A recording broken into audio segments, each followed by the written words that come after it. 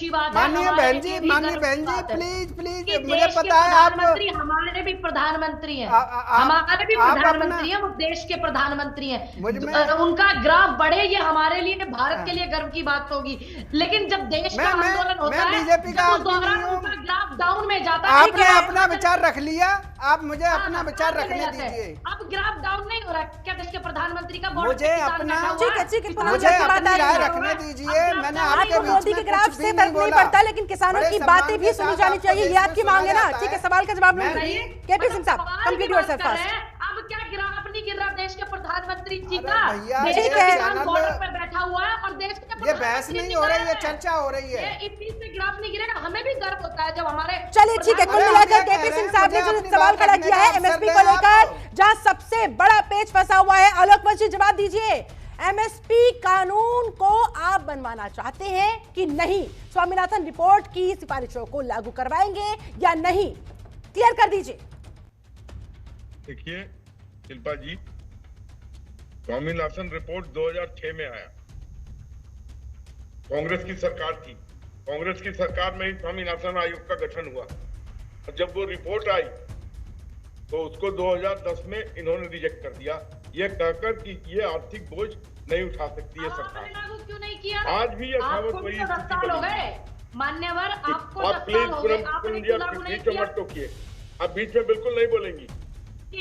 उसके बाद मैं आपको बता दूं कि जितनी इनकी मांगे हैं शिल्पा जी, ठीक है, एमएसपी, 10,000 पेंशन, बीमा, मनरेगा में 700 की दिहाड़ी, बिजली मुफ्त, अगर ये सारी चीजें जोड़ दी जाएं, हाँ, तो 36 लाख करोड़ का बोझ सरकार पर पड़ेगा। 45,000 करोड़ का तो हमारा बजट है, 36 लाख करोड़ का ये बोझ कैसे उठा सकते हैं? It is impossible. किसी कीमत पर ये नहीं मांगे मानी जा सकती। अगर किसी कीमत पर ये पॉसिबल नहीं है आलोक बस, तो फिर बातचीत किस बात की हो रही है? फिर सरकार अनाउंसमेंट क्यों नहीं कर देती?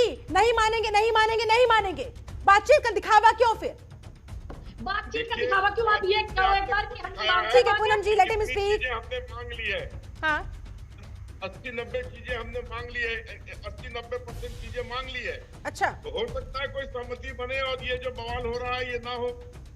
और अगर इनको हमने दिल्ली कूच करने के लिए छोड़ दिया, हाँ, तो लाल किला भूल गई आप? अभी के चैनल में दिखाया था कि लाल किला क्या हुआ था? आपने देखा था ना, किसानों ने उस चीज में सरकार का सपोर्ट किया था, सरकार का सपोर्ट किया। लेकिन 26 जनवरी वाले दिन लाल किले पर किस तरह से तांडव हुआ था, वो भी तो देश भूला नहीं है ना पूनम जी? उसकी भी तो इजाजत नहीं दी जा सकती है ना? वो भी तो सरकार की जिम्मेदारी है ना, उस चीज को मैनेज करना, कंट्रोल करना। शिल्पा जी, किसानों ने एक भी व्यक्ति का समर्थन नहीं किया था इस चीज में, और बिल्कुल हम आपके किसानों ने समर्थन नहीं किया था, लेकिन किसानों के भेष में जो अराजक तत्व घुस गए थे उनको भी तो कोई नहीं रोक पाया था, उसकी भी तो जिम्मेदारी किसी ने नहीं ली थी। काम किसका था? जिम्मेदारी किसकी थी? सरकार के लोगों की जिम्मेदारी थी, संस्थाओं की जिम्मेदारी थी। जब आप पूरी सिस्टम को किसानों पर डंडे बजाने के लिए लगवा देंगे तो अराजक तत्व को कौन रोकेगा?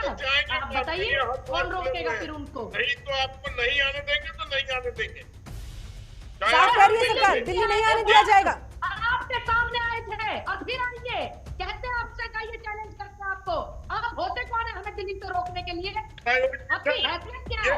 आपकी हैसियत क्या है दिल्ली रोकने के लिए किसानों को? आपकी हैसियत क्या है? चाहिए हम चैलेंज करते हैं, आप रोक के दिखाइएगा। आपकी हैसियत क्या है? आपने पहले भी खूब रोका था, देश का